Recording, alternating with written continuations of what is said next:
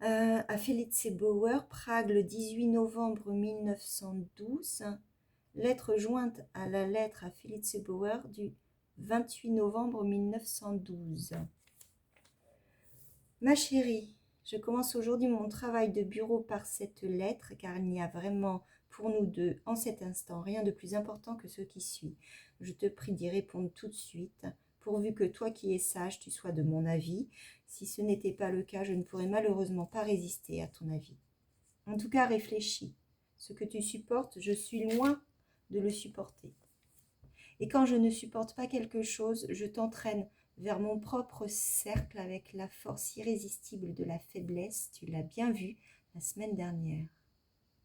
Alors entends-moi, ce sont seulement la peur et le souci qui me font recourir à ce genre de précaution. La correspondance 2 fois par jour que j'ai entreprise au cours des derniers jours est une douce folie, rien d'autre. La première distribution a eu lieu et il n'y a pas de lettre de toi. Pour l'amour du ciel, serais-tu encore malade? On ne peut pas continuer ainsi. Nous nous flagellons l'un l'autre avec ces lettres trop fréquentes. On ne crée pas de la présence ainsi, mais une espèce hybride entre la présence et la distance qui est insupportable. Ma chérie, nous ne devons plus nous contraindre à des situations comme celles que nous avons connues récemment. Cela ne doit plus arriver à aucun prix et surtout pas à toi. Et pourtant, je vois dès à présent dans cette manière de correspondre un passage dans tes lettres futures où, à cause d'une de mes lettres, tu me feras un faible et tendre reproche, mais qui me jettera dans le souci et le désespoir. La situation entre nous deux ne pourra plus être aussi grave qu'elle l'a été récemment, mais elle le sera toujours assez. Préservons-nous pour des temps meilleurs, si Dieu devait quand même nous en procurer, ce que bien sûr je ne peux pas du tout prévoir aujourd'hui. Lions-nous par l'amour et non par le désespoir.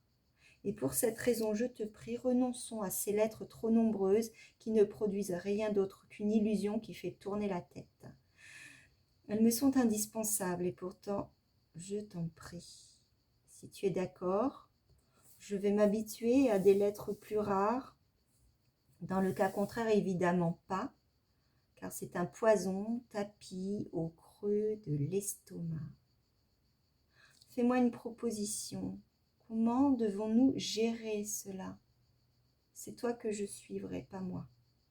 Note qu'il ne s'agit pas d'écrire quand on en éprouve le désir. Ce n'est pas une solution dans le bon sens du terme. Ce n'est qu'une autre manière de se flageller, car le désir d'écrire et de lire tes lettres, je l'ai à chaque instant que Dieu me donne.